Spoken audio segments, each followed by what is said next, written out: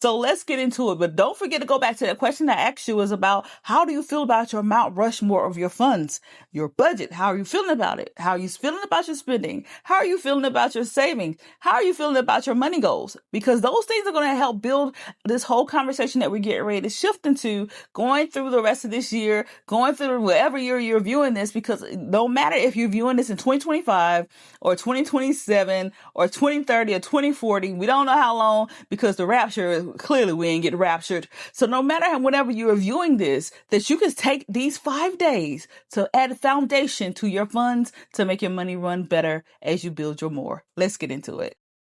So the first day that we're going to talk about, my hands look a little big on this, is your money GPS day. A while ago, I had a video over on YouTube talking about your GPS, which is your goals, position, and how you scale. So this day right here is about setting your budget and making sure it aligns with your goals. And I know you're probably like, have you seen my budget? Have you seen my paycheck? Have you seen how this inflation? I get it. But the thing is that sometimes you need to look into see what are your goals? How are you going to get there? Even if it's bit by bit or not as fast as you would like, but then align to it. Why this actually matters to you in your wallet is because I used to make budgets based upon wishful thinking. Like, I wish I had $500 for groceries. I wish I had whatever. It was no foundation. It had no like real formula to it. It was just off of vibes versus the value of how much my life costs.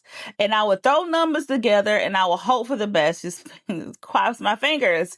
But then I came to actually start mapping my money by what my paycheck says, the pace in which I can do things, and finding an actual formula that fits my funds. Because oftentimes you hear about 50, 30, 20, 70, 20, 20, 10, or what happened, or even zero-based budgeting, but you're probably looking at your numbers and it's like, his math is not mathing. So the action step to build upon that day was for you to list out your income and expenses. So even if you're starting, but if you're coming back to doing this example, I want these 5 days to become, leg day is this day, R day is this day. We're going back to the gym. We're talking about the gym. I need to go to the gym after I film this, but here, this is what I mean. I want you to wait. This sounds a lot like audit your wallet because it is. The thing about it is that whenever you take a day within that month to focus on where you are when it comes to your money, you're able to say, hey, I know that my income for this month is only going to be this whatever, especially if you're making